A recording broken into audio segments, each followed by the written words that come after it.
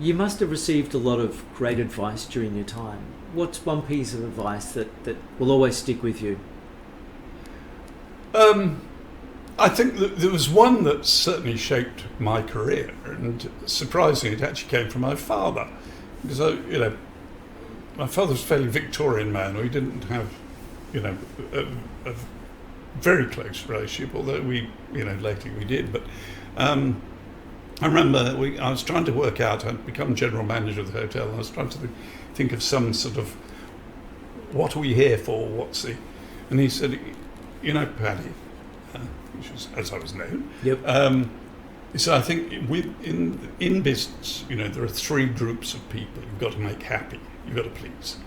He said, you're the customer, obviously, mm-hmm. Otherwise you won't return.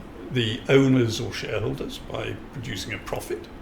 And lastly, but probably the foremost, the staff and the people you work with.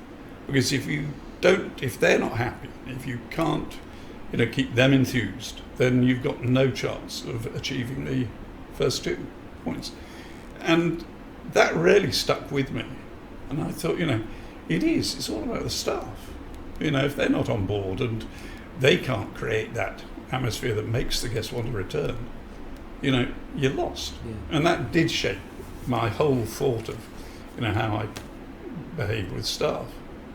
Then another small thing was quite simply one manager saying to me, Patrick, when you smile, you must smile with the eyes.